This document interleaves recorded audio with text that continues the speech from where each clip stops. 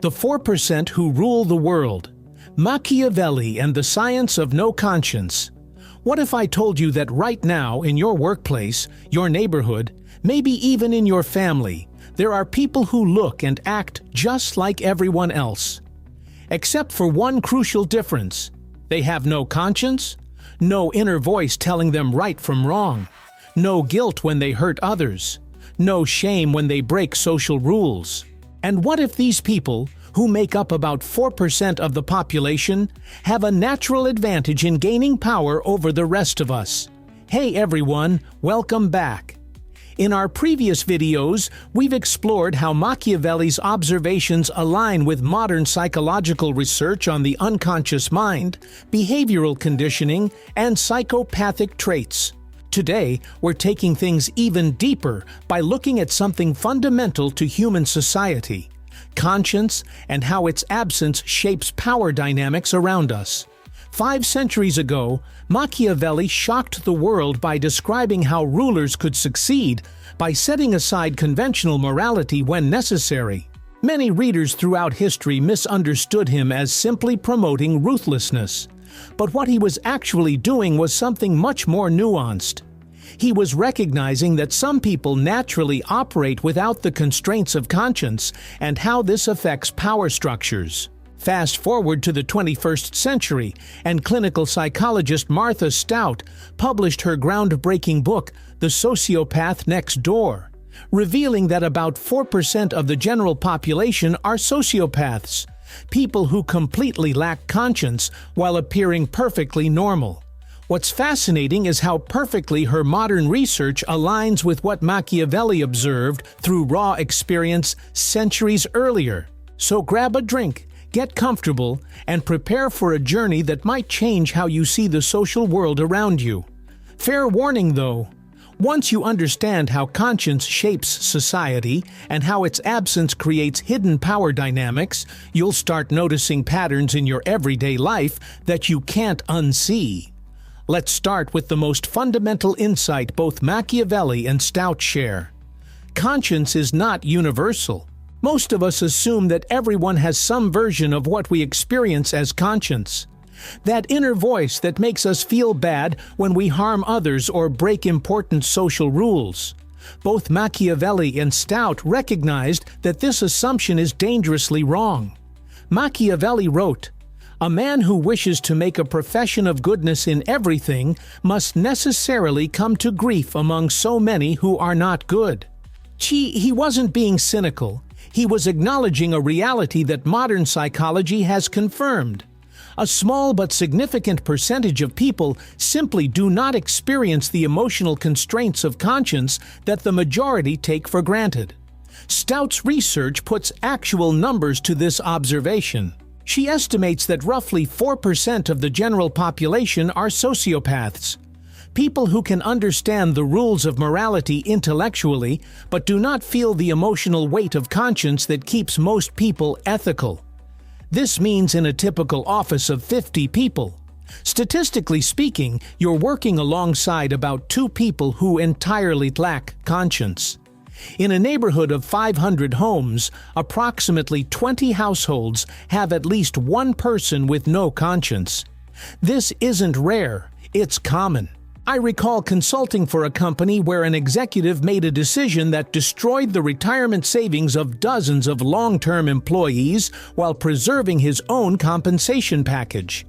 When confronted privately about the human impact, he seemed genuinely confused by the concern, asking, "Why would I factor their problems into my decision? That's not my responsibility."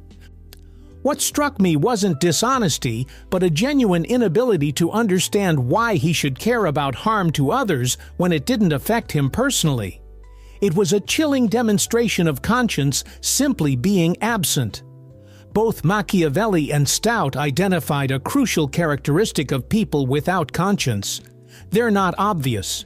Machiavelli observed that successful princes must appear merciful, faithful, humane, religious, and upright, whether they actually possessed these qualities or not. He was describing how those without internal moral constraints must carefully mimic the external behaviors that conscience produces in others. Stout notes exactly the same pattern in modern sociopaths. They aren't the obviously disturbed or criminal elements of society, though some certainly are.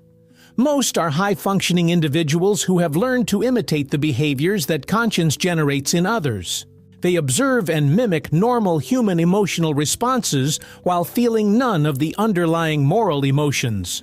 I witnessed this mimicry in action when a manager responded to news of a colleague's family tragedy with seemingly perfect empathy, appropriate facial expressions, thoughtful words, and offers of support.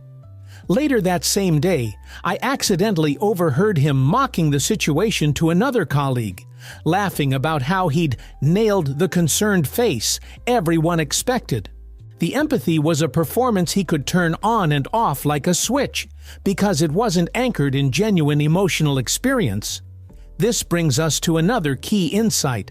Both Machiavelli and Stout share. People without conscience have significant advantages in power competitions. Machiavelli noted that rulers who were willing to break faith when necessary would always triumph over those who felt bound by moral constraints. He wasn't advocating for immorality. He was observing a natural power imbalance created by the presence versus absence of conscience. Stout explains this same dynamic in modern terms. Conscience creates limitations the sociopath doesn't experience. While normal people feel bad about exploiting others, lying, breaking promises, or causing harm, those without conscience feel none of these emotional constraints. This creates what Stout calls the sociopath's advantage in competitions for power, resources, and status. I observed this advantage directly in a corporate power struggle. Two executives were competing for the same promotion. One was brilliant, hard-working, and bound by strong ethical principles. The other was equally intelligent but unconstrained by moral considerations. The second candidate systematically sabotaged his rival through false information, claiming credit for his work and undermining him with leadership while maintaining a friendly facade. The conscience-bound executive was limited in his response because certain tactics felt wrong to him, while his rival experienced no such limitations. Not surprisingly, the unrestrained competitor prevailed. Both Machiavelli and Stout also recognized how this conscience imbalance shapes social structures. Machiavelli observed that throughout history, certain personality types naturally rise to positions of power, not because of superior abilities, but because of their willingness to do what others won't. Stout notes the same pattern, explaining how sociopaths are statistically overrepresented in positions of power and influence precisely because they're willing to use tactics that those with conscience find unthinkable. This doesn't mean all leaders lack conscience, far from it. But it does mean there's a selection pressure that advantages those without conscience in competitions for power. The result is that the 4% who lack conscience often control resources and decisions affecting the 96% who have conscience. This creates a fundamental power imbalance in society that both Machiavelli and Stout recognized. I saw this dynamic clearly in local politics, where a candidate with minimal qualifications but no moral constraints systematically eliminated more qualified rivals through personal attacks, false accusations, and manipulation of voter concerns. Those bound by ethical standards were literally playing by different rules than he was, creating an uneven competitive landscape that favored the least conscientious candidate. Another key insight both Machiavelli and Stout share is about how people without conscience view those with conscience. Machiavelli observed that those who set aside moral constraints often view those who don't as weak or foolish. Stout notes the same pattern, explaining that sociopaths typically see conscience as a weakness to be exploited rather than a virtue to be respected. In her research, Stout found that sociopaths often specifically target highly conscientious people. Those with strong empathy, desire to help others, and commitment to keeping their word. From the sociopath's perspective, these traits aren't admirable. their vulnerabilities to be leveraged for personal gain. I witnessed this targeting pattern when a new manager joined a nonprofit organization known for attracting idealistic, mission-driven employees. Rather than sharing their values, he saw their idealism as a weakness to exploit. He systematically identified the most conscientious team members and loaded them with additional responsibilities, knowing their sense of duty would prevent them from refusing. He then took credit for their work while presenting himself as the pragmatic problem solver needed to focus the impractically idealistic team. Within a year, he had risen to executive leadership while burning out the most dedicated employees. Both Machiavelli and Stout also recognized how difficult it is for conscience-bound people to understand those without conscience. Machiavelli noted that ordinary people struggle to imagine the mindset of those who don't share their moral constraints. Stout makes the same observation, explaining that our natural tendency to project our own conscience onto others makes us vulnerable to those who don't share this internal constraint. She calls this the assumption of conscience, our default belief that others must feel bad when they harm people, just as we would.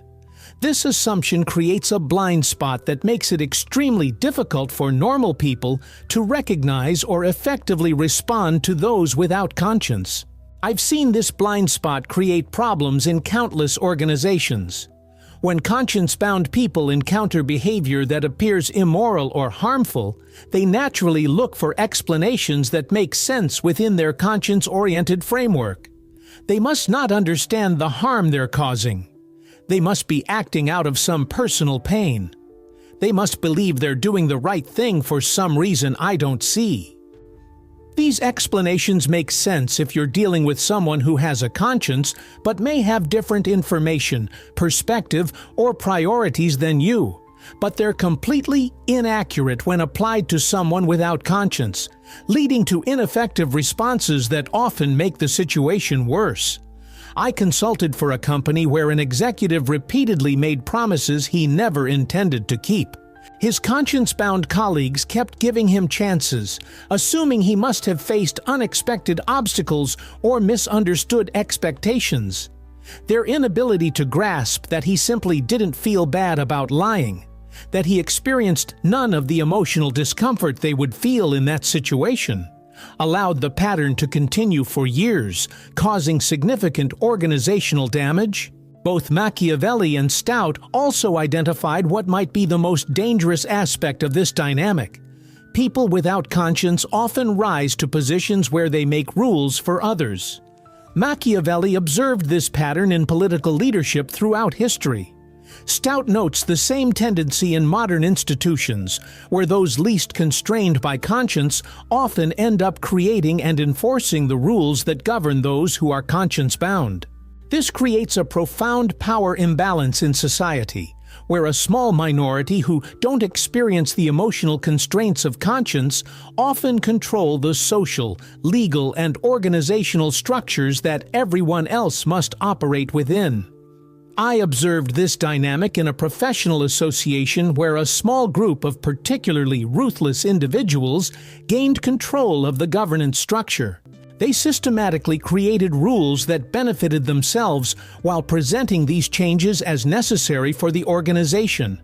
Because they personally didn't feel constrained by the rules they created, they could easily work around them while enforcing them strictly on others, creating a two-tiered system that consolidated their advantage. So how can conscience-bound people, the 96% majority, protect themselves from those without conscience in positions of power? Both Machiavelli and Stout offer valuable guidance. First, recognize the reality rather than denying it. Machiavelli urged people to see things as they are, not as they wish them to be. Stout similarly emphasizes the importance of acknowledging that not everyone experiences the emotional constraints of conscience, despite appearances. This recognition alone dramatically improves your ability to navigate situations involving conscience-free individuals. I worked with an organization that transformed after finally acknowledging that their charismatic leader simply didn't share the moral framework they had been projecting onto him. After years of excusing harmful behavior with increasingly convoluted explanations, they were finally able to implement appropriate boundaries and safeguards once they accepted the fundamental conscience mismatch. Second, look for patterns rather than explanations. Machiavelli advised judging people by the results of their actions rather than their stated intentions.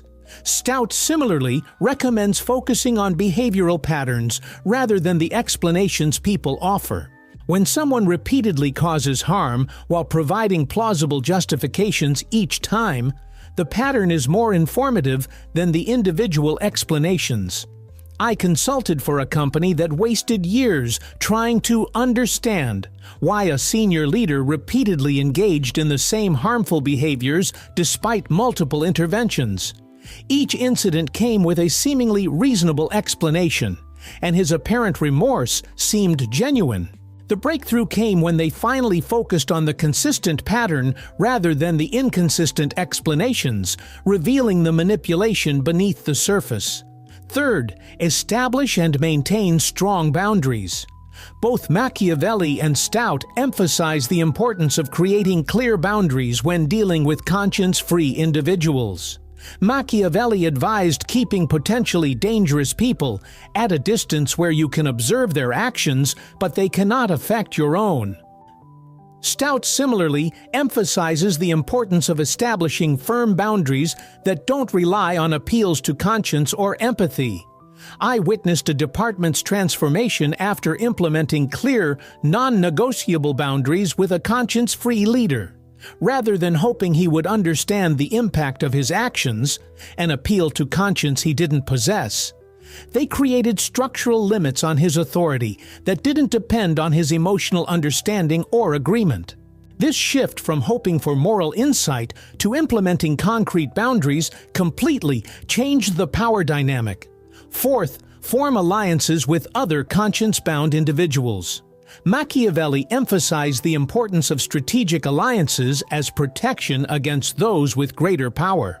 Stout similarly notes that conscience-free individuals often use isolation tactics to prevent conscience-bound people from comparing notes and recognizing manipulation patterns. Forming strong connections with others can provide both protection and reality checking.